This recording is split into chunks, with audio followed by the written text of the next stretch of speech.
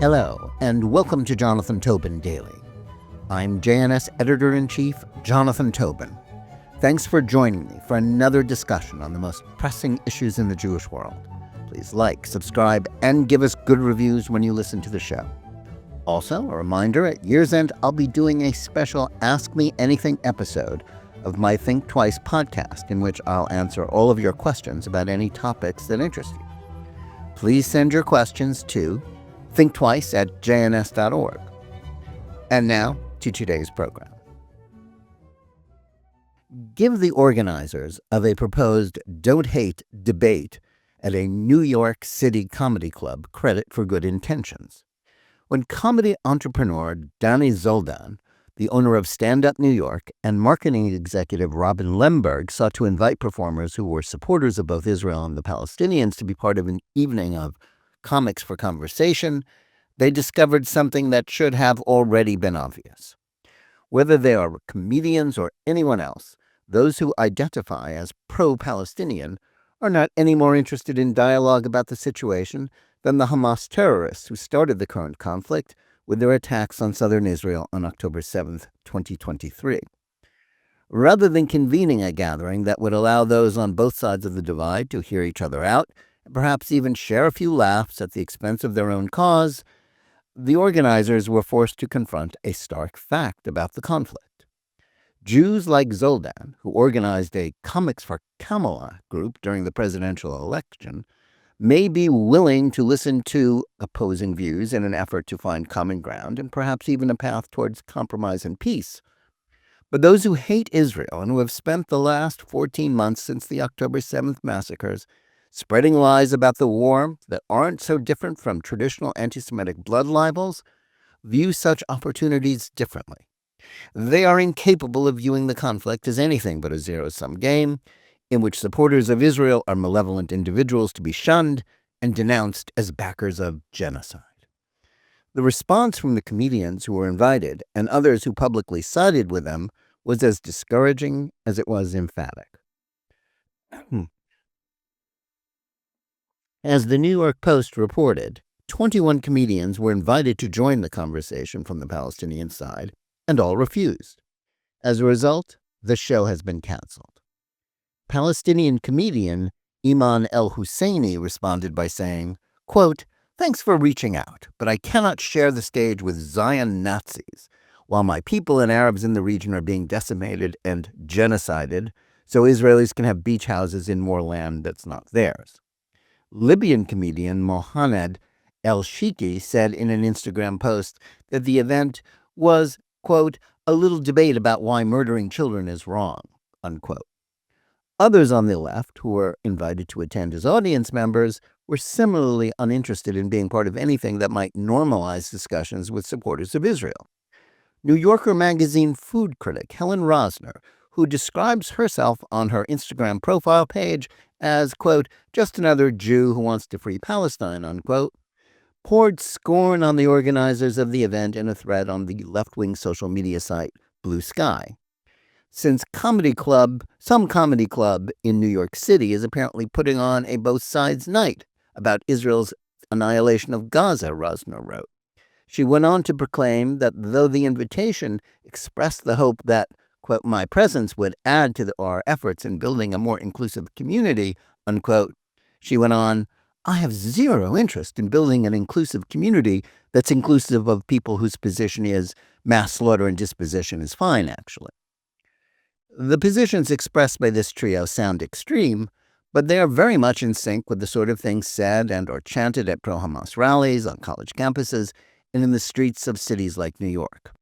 Moreover, they are a direct reflection of the ideology that drives opponents of Israel.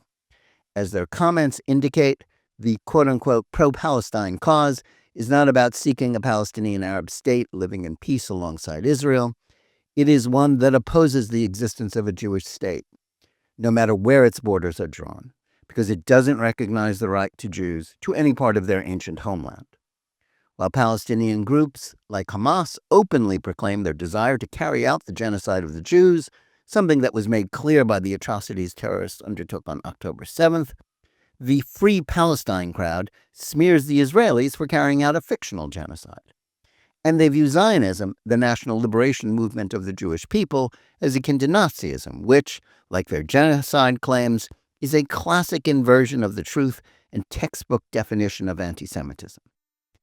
It's easy to dismiss this story as a minor kerfuffle about a misguided effort to inject comedy into the debate about the Middle East. But it should be seen as providing more insight into the gap between the two sides than perhaps many liberal Jews who are still seeking dialogue have been willing to admit. The failure of this initiative speaks volumes about how toxic leftist ideas like critical race theory, settler colonial theory, and intersectionality have made dialogue or efforts to promote compromise solutions on a whole range of topics, of which Israel is just one, impossible. It also shows how the pervasive influence of this destructive intellectual fashion is more or less killing comedy. If the debate about the Middle East were really, as liberals have long insisted, about the imperative for Israel to trade land for peace, or its need to avoid building homes in Jerusalem or Judea and Samaria, then dialogue intended to build trust on both sides would not only be possible but necessary. But as decades of Palestinian rejection of every compromise offered to them have shown, if that would mean recognition of the legitimacy of a Jewish state in the Middle East, that is a price they are not willing to pay. Meaning, the conflict is not about borders or settlements. The Palestinian Arabs and their supporters abroad who have rallied to their cause since October 7th have made no secret of the fact that what they desire is turning back the clock to 1948 or 1917 and the elimination of Israel. Being so quick to manufacture lies about Israeli actions and intentions is not just a manifestation of Jew hatred, though that's part of it. Those who buy into the myth that Israel is a manifestation of a settler colonial imperialism are drawn inevitably to the conclusion that there is nothing at all to talk about with Israelis or their supporters. The anti-Israel movement's adoption of this frame of reference is reflected in more than just the intolerant invective employed in the social media ravings of those comics and others who believe that even a debate with Zionists would compromise their moral standing as progressives. Much like the best-selling book by anti-Zionist author Ta-Nehisi Coates, their accusations hurled against Israel are not merely divorced from the facts of what has actually happened in Gaza. They ignore the genocidal goals of the Palestinians, their embrace of terrorism, and their unwillingness to compromise. Such sentiments have, due to the progressives' adoption of woke ideologies that falsely label Jews and Israelis as white oppressors, migrated from the ivory towers of academia to the political grassroots. This was made apparent as first President Joe Biden and then Vice President Kamala Harris spent the 2024 presidential campaign trying to placate their party's left-wing base, which has grown increasingly intolerant of any stand on the Middle East that isn't resolutely opposed to Israel. The impact of these toxic ideas is not limited to politics. It's also a major reason why comedy, or at least a sector of it that is pitched to appeal to the half of the country that didn't vote for Donald Trump, is dying. For years, comedians have decried the stultifying impact that a spirit of political correctness has had on their craft. As anyone who has watched the political skits that appear on NBC's Saturday Night Live or the monologues of the late-night comedy shows that don't appear on Fox News, liberals can only accept humor that pokes fun at their political foes or those who hold different views about religion and culture. Edgy humor that doesn't respect the shibboleths of woke sensibilities about certain protected minorities is no longer tolerated. Groundbreaking comedians of the past, like Lenny Bruce, had to navigate the intolerance of established society and the conservative values of the 1950s and early 1960s. Today, someone like him doesn't have to worry about being arrested for offending decency codes, but they would surely be canceled by the left that dominates popular culture. The result of this cultural trend is that much of what is now considered comedy is humorless virtue signaling, essentially a nod to audiences shared to contempt for those outside their group. Until mainstream culture shakes itself free of this leftist orthodoxy, efforts to arrange such joint events will always fail.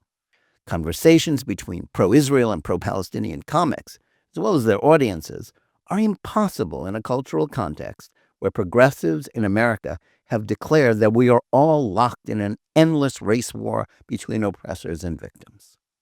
Under these circumstances, pursuing dialogue across the unbridgeable gap between those who want to destroy Israel and those who work to support it is a fool's errand. And that's no joke. Thanks for listening. Please remember to tune in every day for Jonathan Tobin Daily Edition and every week for Think Twice, my full-length JNS TV program. Whether you're listening to us on Apple, Spotify, YouTube Music, or any of the other podcast platforms, or on the JNS YouTube channel, please like and or subscribe to JNS. Click on the bell for notifications and give us good reviews. Please write to us at thinktwice@jns.org and let us know where you listen or watch the show and what you think about it. And send any questions you'd like me to answer on my special year-end Ask Me Anything episodes of my Think Twice podcast. And remember, keep reading and thinking for yourself.